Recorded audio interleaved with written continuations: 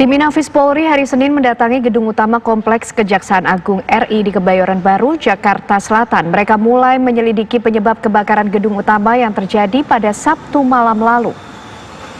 Gedung utama Kejaksaan Agung Republik Indonesia saat ini hangus seluruhnya, mulai dari lantai 6, tempat awal api muncul, hingga ke lantai dasar. Gedung utama sama sekali tidak bisa digunakan. Aktivitas di sini untuk sementara dipindahkan ke kampus pusat pendidikan dan pelatihan. Belum ada pernyataan polisi mengenai hasil penyelidikan kebakaran gedung utama Kejaksaan Agung.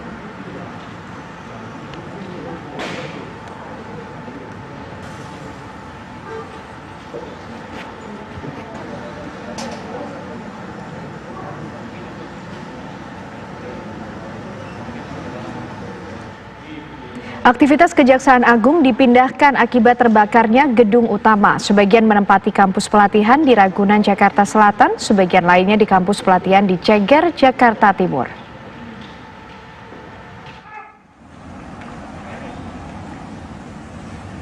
Jaksa Agung, Wakil Jaksa Agung Muda bersama staf jajarannya mulai Senin 24 Agustus berpindah kantor di Badan Pelatihan Pendidikan Kejaksaan Kampus A, Ragunan, Jakarta Selatan.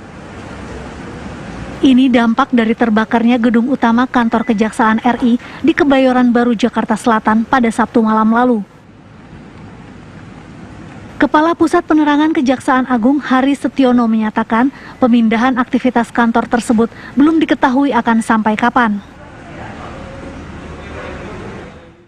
Gedung utama yang ada di Jalan Hasanuddin nomor 1 tidak bisa digunakan lagi, dan di gedung itu berkantor Bapak Jaksa Agung, Wakil Jaksa Agung Muda Pembinaan, beserta staf, Jaksa Agung Muda Intelijen beserta staf.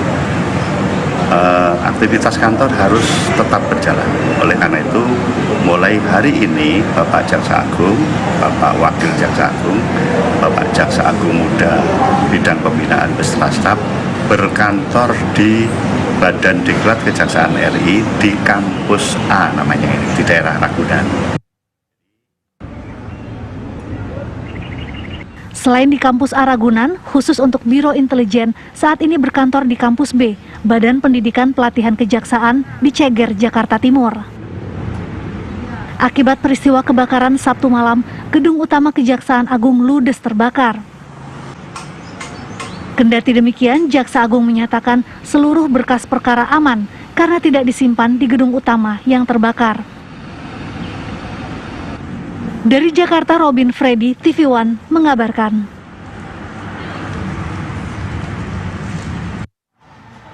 Sementara itu, pegawai Kejaksaan Agung bagian intelijen yang ruangannya ikut terbakar memindahkan aktivitas mereka ke Badan Diklat Kampus B di Jalan Raya Ceger, Cipayung, Jakarta Timur. Gedung Badan Diklat Kampus B ini menjadi tempat baru bagi intelijen Kejagung beraktivitas mulai hari ini untuk sementara waktu. Beberapa pegawai yang baru pertama kali datang mengaku belum mengetahui ruangan mana yang akan mereka tempati di lokasi ini.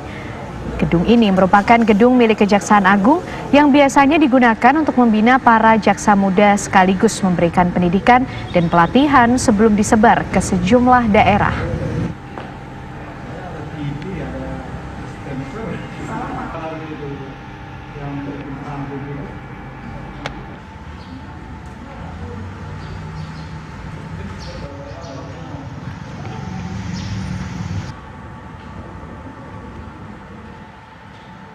Bagaimana perkembangan penyelidikan penyebab kebakaran di gedung utama Kejaksaan Agung? Kita simak laporan dari rekan-rekan kami, ada Jasmine Rahmadi dan juga Imran Tajudin di lokasi.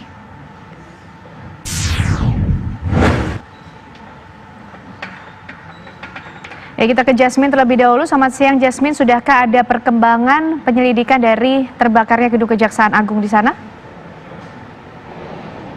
Ya, selamat siang Ken Ane dan juga pemirsa. Kami kembali mengabarkan dari gerbang depan Gedung Kejaksaan Agung Republik Indonesia, di mana saat ini olah TKP masih berlangsung, di mana ini dilakukan oleh Mabes Polri atau khususnya tim Inafis serta tim Puslap 4, di mana tadi olah TKP ini mulai pada pukul 10 waktu Indonesia Barat, namun kami belum mengetahui hingga pukul berapa olah TKP ini berlangsung dan juga kapan pihak dari Mabes Polri akan menggelar konferensi pers untuk memberitahu hasil dari olah TKP yang saat ini masih berlangsung.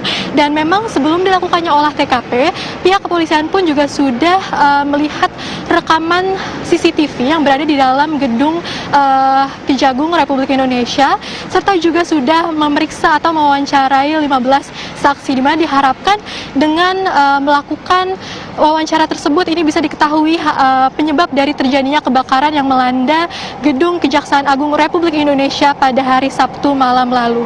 Memang kemarin pihak kepolisian sempat berencana untuk melakukan olah TKP. Meski begitu agenda ini dibatalkan melihat masih adanya asap yang mengepul di gedung Kejaksaan Agung Republik Indonesia, sehingga kemarin dari sore hari hingga malam hari dilakukan pendinginan lanjutan begitu, sehingga pada pagi hari ini memang asap sudah tidak terlihat sama sekali, begitu juga api sudah tidak terlihat sama sekali, sehingga diharapkan hari ini kegiatan olah TKP bisa berjalan dengan lancar. Nah, untuk situasi lalu lintas di sekitar gedung Kejaksaan Agung Republik Indonesia saat ini terpantau ramai lancar, bahkan cenderung lengang pemirsa, di mana memang sebelumnya ruas jalan Sultan Hasanuddin ini sempat ditutup karena peristiwa ini begitu dan diberikan garis polisi, namun sekarang sudah dibuka kembali dua arah begitu, dan kendaraan roda 2 serta roda 4 pun diperbolehkan untuk berlalu lalang.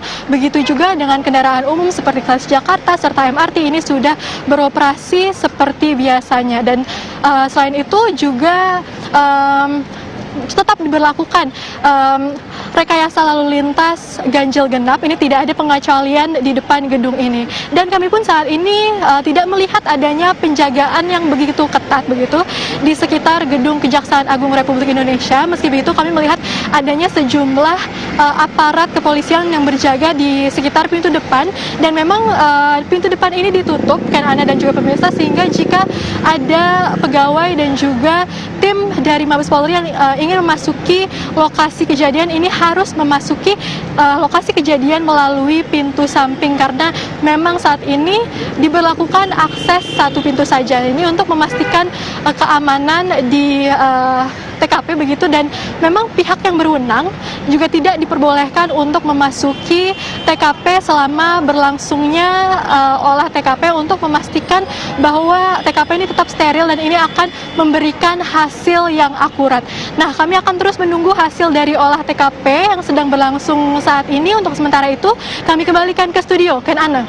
Baik, terima kasih Jasmine Rahmadi mengabarkan langsung dari Gedung Kejaksaan Agung Republik Indonesia.